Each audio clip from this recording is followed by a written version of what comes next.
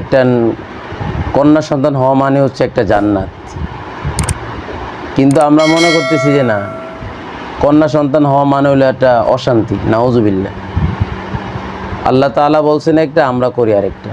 ইসলামটা অনেক সহজ, কিন্তু আমরা পুরাটা একদম বানিয়ে ফেলেছি কঠিন।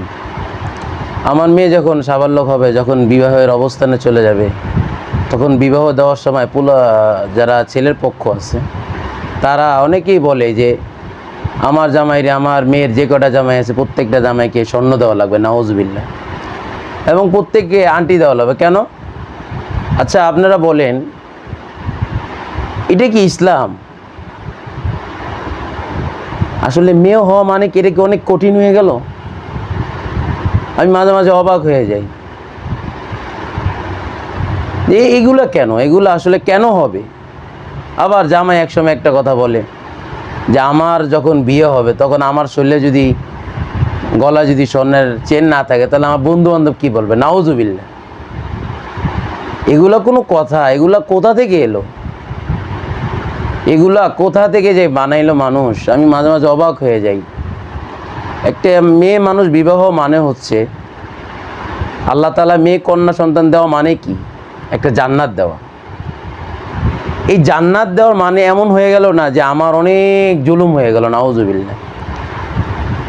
মেয়ে সন্তান যখন তার বিবাহর বয়স হবে তখন বিবাহ আমরা দিয়ে দিব।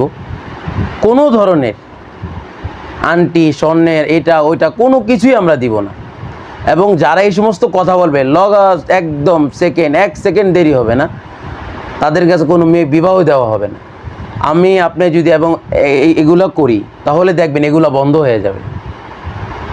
অনেকে আছে যৌতুকের জন্য মারামারি করে, মায়ের দৌড় করে। নাউজুবিল্লাহ। ইসলামটা এমন তারা এরকমভাবে বানাইছে না, এটা দিতেই হবে। কেন?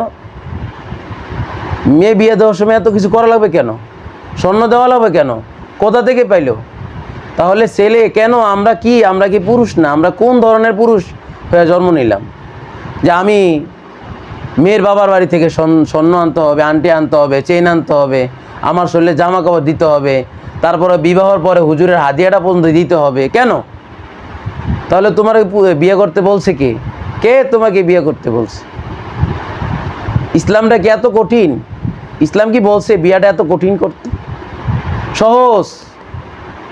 তারপরে আবার মেয়ের বিবাহর শেষ হয়ে যায়, আবার মেয়ের বাড়ির অনুষ্ঠান, 30 জন 40 জন 50 জন 60 জন যায়, 100 জন যায়। কেন? এগুলো হবে কেন? আমরা কেন এত মানুষ ওই বাড়িতে যাব? বিবাহর সময় আমরা কেন যাব? আমরা ছেলে পক্ষে 2-1 জন 4-5 জন মা খালা চাচি যারা আছেন তারা যাবে, বর পক্ষের সাথে বন্ধু বান্ধব দুলাভাই কয়েকজন মানুষ যাবে।